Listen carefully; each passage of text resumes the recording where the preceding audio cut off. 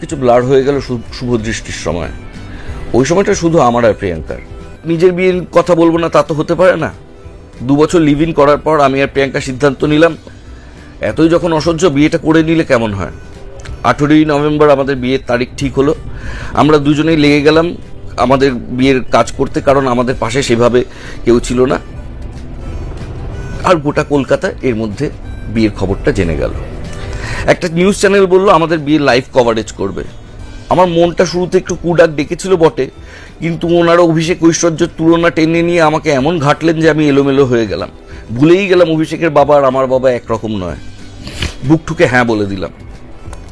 এসবের ফাঁকে চলছে আমার আর প্রিয়াঙ্কার বিয়ের আয়োজন। আমাদের বিয়ের কার্ড এঁকে দিলেন উপলদা, বয়ান লিখে দিলেন অনিন্দদা। এর একটা বড় কারণ, চন্দ্রবিন্দু ছাড়া প্রেম নিবেদন করতে আমি জানতাম না। দেখতে দেখতে এগিয়ে এলো দিন।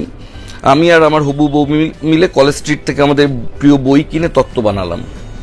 বিয়ের আগের রাতে তত্ত্ব বানিয়ে যখন শুলাম, তার ঠিক ঘন্টা 2 পর মা ডেকে দিয়ে বলল, চ্যানেল এসে গেছে।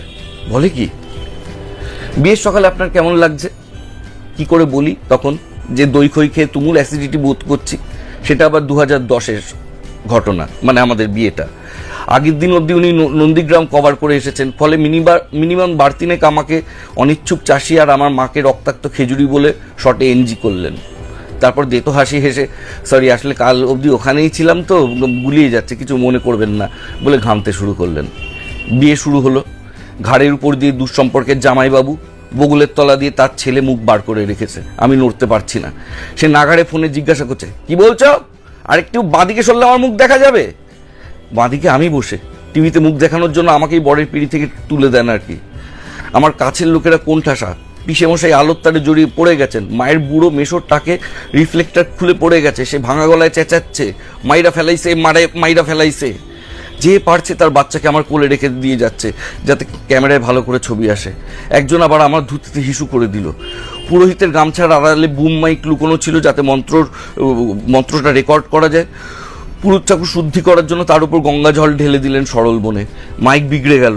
চ্যানেলের লোক সেই মাইক হাতে হাপুস নয়নে কাঁদছে। আমার এক দিদি ক্যামেরার সামনে ছেলেকে ছেড়ে দিয়েছে। সে গোটা বিয়ে চলাকালীন যজ্ঞের সামনে ঘুরে ঘুরে খোকাবাবু যায়, লাল জুতো পায়, গিয়ে গিয়ে নেচে গেল টানা। বুঝতেই পারছেন অবস্থা। কিন্তু সব কিছু ব্লার হয়ে গেল শুভদৃষ্টির সময়। ওই সময়টা শুধু আমার আর প্রিয়াঙ্কার। বিশ্বাস করুন, গোটা পৃথিবী স্লো মোশনে চলছিল। সম্বিত ফিরে দেখলাম ততক্ষণে আরও কিছু দুর্ঘটনা ঘটে গেছে। এক পাড়ার বৌদি প্রণাম করতে গিয়ে রঞ্জিত কাকু মানে রঞ্জিত মল্লিকের পা খিমচে দিয়েছেন। জিদ্দার জামার হাতা ধরে আমার এক ভাইপো ঝুলছে। সব মিলিয়ে আমারটা শুধু বিবাহ ছিল না, ছিল বিবাহ অভিযান। ধন্যবাদ।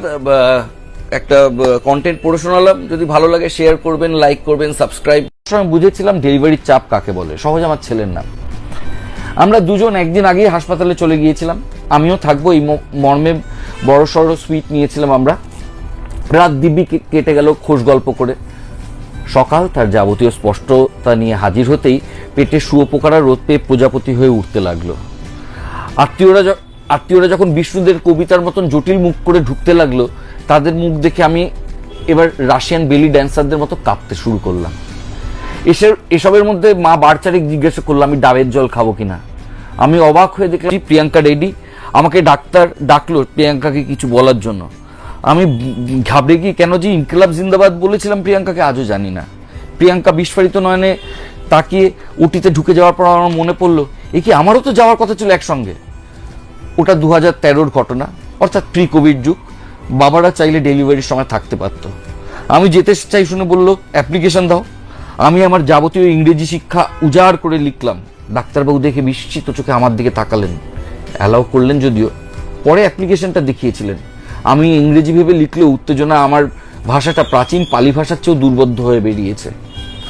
অপারেশনের ঘরে ঢুকে আমি বোমকে দম। চিরকাল ছবিতে দেখেছি সবাই গম্ভীর মুখে কাজ করছে, আলো জ্বলে উঠছে, মুখে ঢাকা। কোথায় কি হিন্দি ছবির গান বাজিয়ে অপারেশন হচ্ছে। আমি কিছুটা কেঁপে কিছুটা নেচে প্রিয়াঙ্কার পাশে গিয়ে দাঁড়ালাম। প্রিয়াঙ্কার পেটের কাছে পর্দা তোলা, কাজেই অপারেশনে যে কি হচ্ছে দেখতে পাওয়ার উপায় নেই। প্রিয়াঙ্কার হাত আটকানো বলে মাঝে মাঝে নাক চুলকে দিচ্ছি। কাজ বলতে এইটুকুনি। একটা সময় ডাক্তারবাবু কাঁচি এগিয়ে দিয়ে বললেন কাটো। আমি মুখ দিয়ে গো গো করে শব্দ করলাম, যার অর্থ কি কাটবো? ডাক্তার বললেন কর্ড কাটবে। আমি মিনমিন করে বললাম না না, এসো আবার কেন, থাক না, এরপর পুরোটা ঝাপসা। শুধু মনে আছে আমরা দুজনের দিকে অবাক হয়ে তাকিয়ে আছি। একটা গোটা মানুষ জন্মেছে আমাদের কারণে, যার লিঙ্গ জানতাম না বলে আমরা দুজনে ও সাংকেতিক নাম দিয়েছিলাম কাতুকুতু। সে আজ পৃথিবীর অক্সিজেনের শরিক। আমি ঝাপসা চোখে বাইরে এসে দেখি বাইরে উৎসব চলছে। সেই উৎসব কাটিয়ে হাসপাতালের বাইরে এসে দাঁড়াতেই ডিসেম্বরের শুরু শীত শরীরটাকে জড়িয়ে ধরল।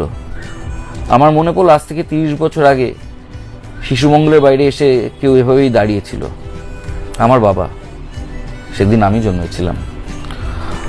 হঠাৎ খুব মিস করতে শুরু করলাম বুড়োকে।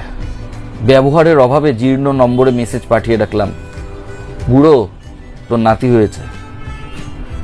জানি মেসেজ ডেলিভার্ড হবে না, হয় না। 2011 পর থেকে বাবাকে আর কোনো মেসেজই তো পাঠাতে পারিনি, তেমনি এটাও না হয় পৌঁছলো না। চায়ের দোকানের দিকে এগিয়ে গেলাম। টেস্টটা পেয়েছিল খুব।